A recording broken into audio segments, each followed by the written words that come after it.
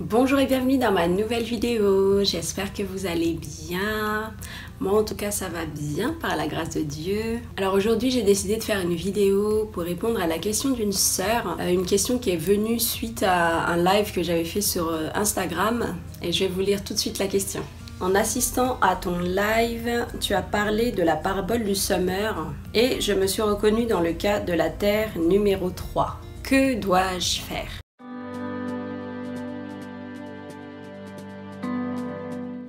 Les gens qui viennent à Jésus en général, et de manière tout à fait légitime, je dirais que c'est normal, bien qu'il y ait des gens qui viennent à Jésus et qui n'ont aucun problème et que tout allait très très bien dans leur vie, la majorité des gens viennent à Jésus avec un besoin, notamment un besoin de guérison, un besoin de mariage, un besoin de job, de finances, de réussite, un besoin d'enfant aussi pour les gens qui sont stériles. Et malheureusement, les personnes qui viennent à Jésus en fait avec un besoin comme ça, ils sont comme obsédés par le besoin. Et ils ne veulent rien entendre de la part de Dieu que ce miracle accompli. Mais c'est pas comme ça que ça fonctionne. Dieu est un Dieu d'ordre, Dieu est un Dieu de priorité. Et il n'y a que quand on respecte cet ordre et ces priorités de Dieu-là, en fait, que s'établit la paix. Que ça soit dans notre vie, mais également dans notre relation avec Dieu. Et la Bible dit d'ailleurs dans Matthieu 6 au verset 33, « Recherchez premièrement le royaume et la justice de Dieu, et toutes ces choses vous seront données par-dessus. » Dans Jean 20 au verset 29, Jésus lui dit « Parce que tu m'as vu, tu as cru. Heureux ceux qui n'ont pas vu et qui ont cru. » Que Dieu te demande de croire sans voir. C'est-à-dire que Jésus te dit de croire en lui sans avoir reçu ton miracle, de croire d'abord en lui. Jérémie 29 au verset 13, il est écrit « Vous me chercherez et vous me trouverez si vous me cherchez de tout votre cœur. » J'aimerais te dire que Dieu n'est pas un distributeur et que ça ne fonctionne pas, ça ne marche pas avec Dieu quand on l'approche avec un intérêt. L'amour intéressé, ça ne marche pas avec Dieu dans la mesure où l'amour selon Dieu, puisque Dieu est amour, nous dit la Bible, l'amour selon Dieu, c'est un amour qui n'attend rien en retour. C'est un amour où justement Jésus est venu mourir à la croix, il a offert sa vie, il s'est donné tout en sachant pertinemment que y a des gens qui ne croiraient pas en lui, qu'il y a des gens qui vont le renier. Mais c'est ça l'amour selon Dieu en fait, c'est de donner sans rien attendre en retour, c'est de servir l'autre, mais pas se servir soi-même. Après, beaucoup vont me dire que oui, je cherche sincèrement Dieu, je veux vraiment aimer Dieu, et je te crois. Après, Dieu, il lit directement dans le cœur, Dieu, il sonde les cœurs. Donc, si ça ne marche pas, c'est forcément nous le problème, c'est pas Dieu. Psaume 91 au verset 14, il est écrit « Puisqu'il m'aime, je le délivrerai, je le protégerai, puisqu'il connaît mon nom. » Dieu ne veut pas être un distributeur, Dieu veut avoir une relation intime et personnelle avec nous en priorité.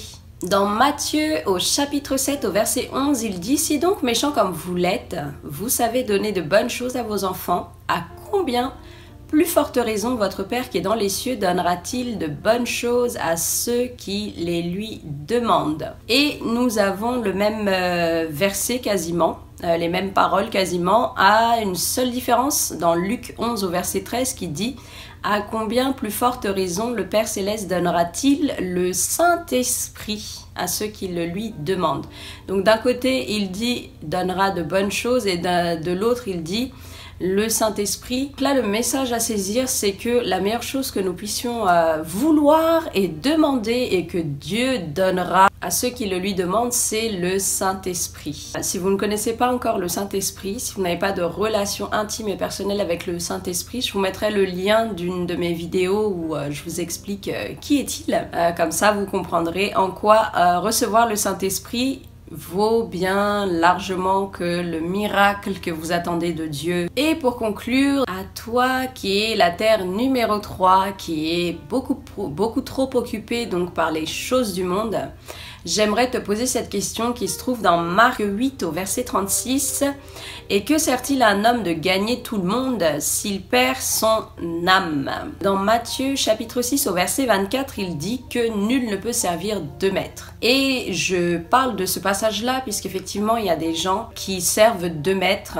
Il y a une partie de leur vie, il y a certains aspects de leur vie qu'ils aimeraient confier à Dieu et d'autres aspects de leur vie en fait qui sont confiés à quelqu'un d'autre, à quelque chose d'autre ou même à eux-mêmes d'ailleurs. Et j'aimerais te dire que Jésus n'est pas que sauveur, Jésus est Seigneur et ce que ça veut dire c'est qu'il est souverain en fait sur l'entièreté de ta vie, sur tous les domaines de ta vie et même mieux que ça, il est souverain, il est Seigneur sur ton cœur, sur le trône de ton cœur. Donc si tu attends un miracle de Dieu, si tu as un besoin que tu présentes devant Dieu, il faut vraiment que tu choisisses en fait qui est ton maître. Si tu veux être l'esclave du péché, l'esclave du monde, esclave des ténèbres, ou est-ce que tu veux être au service de Dieu et lui confier totalement ta vie, lui donner ton cœur. Et un dernier verset pour finir, n'aimez point le monde ni les choses qui sont dans le monde. Si quelqu'un aime le monde, l'amour du Père n'est point en lui. Et il se trouve dans 1 Jean 2,15. Ce verset veut dire tout simplement en fait que si tu n'arrives pas à lâcher le monde et les choses du monde, c'est tout simplement parce que tu n'as pas reçu la révélation de la grandeur, de l'immensité, de l'amour de Dieu. Quelque part, c'est bien normal de ne pas vouloir lâcher quelque chose quand on ne connaît pas la valeur de pourquoi on lâche cette chose. Voilà, donc je t'invite vraiment à rechercher ardemment en fait, à connaître Dieu, à ce qu'il se révèle à toi, à le rechercher vraiment sincèrement de tout cœur.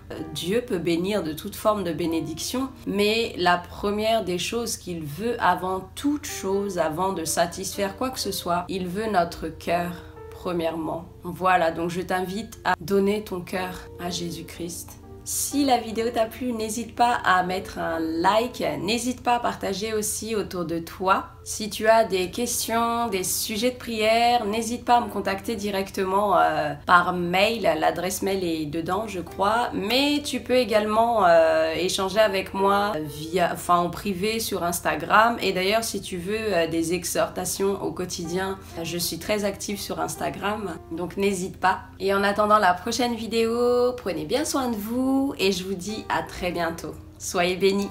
Je m'abandonne.